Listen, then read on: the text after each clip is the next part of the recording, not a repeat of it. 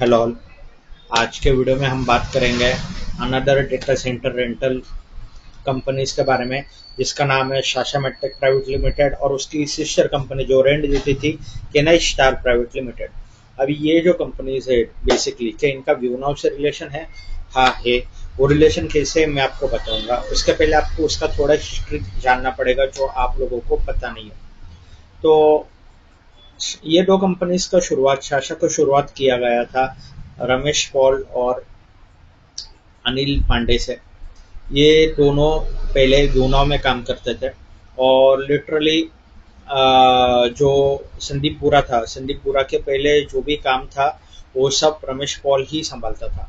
और whereas another person Anil Pandey, ये जो बंदा था वो डेटा सेंटर जो आपने कंटेनर में देखे और आपको लग रहा है वो डेटा सेंटर है तो वही सेटअप करता था।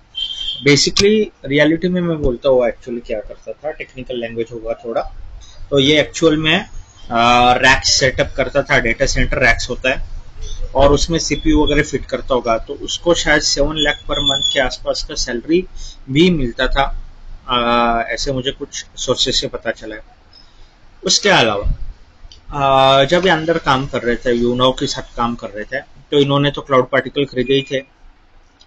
पर जब इन्होंने देखा कि यार ये हम इतना मेहनत कर रहे हैं और ये पूरा लाइफस्टाइल सुखी और उसका पूरा टीम एंजॉय कर रहा है, तो उनको ये बात सही नहीं लगी और उन्होंने सोचा कि चलो हम अपना अलग हो जाते हैं और हम हमारी कंपनी फॉर्म करेंगे। तब जाके 2022 में कंपनी फॉर्म होती है शाशा। तो इनका बेसिकली वही था, एमएलएम मॉडल ही था। और इसके अलावा इन्होंने कुछ क्लाइंट्स भी रखे थे। अभी हम इसके बाद में बात करते हैं। हम देखेंगे कि चलो ठीक है ये लोग काम करते थे, तो फिर इनका रिलेशन क्या है व्योनाओ के साथ।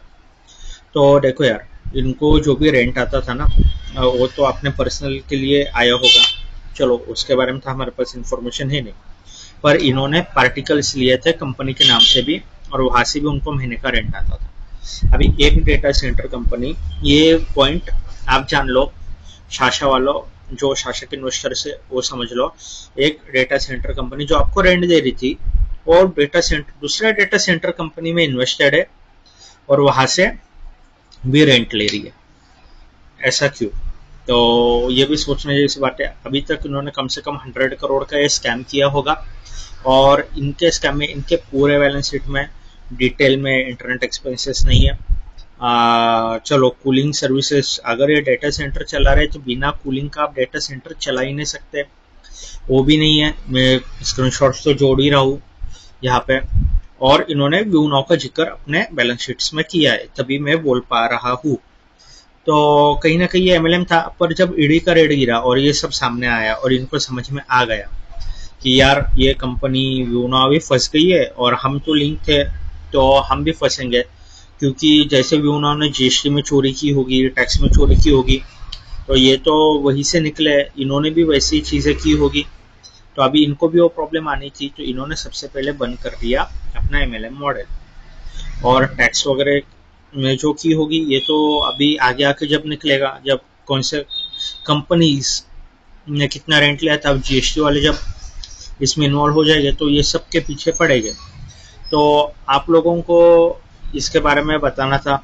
बहुत बड़ा था स्कैम, ठीक है। कंपेयर टू यूनो कुछ भी नहीं, 100 करोड़ इन्होंने 25 कमाए, इन्होंने 1 कमाया, ऐसा हो गया। लेकिन फिर भी बहुत नुकसान हुआ है। हर एक ने यहाँ पैसा कमा लिया है। एक आइडिया, एक सोच कि चलो इसके पहले भी ऐसे पॉन्जी स्कीम्स हुए, पर इसमें टेक्नोलॉजी लाते हैं। टेक्नोलॉजी वाला सोच लेके कितने लोगों ने एक सिमिलर स्कैम्स कर दिया और जनता का पैसा लूटा, इसका ये प्रूफ है। और भी वीडियो इसके बारे में मैं ला सकता हूँ तो लाऊंगा। मिलते हैं नेक्स्ट एपिसोड में। Thank you.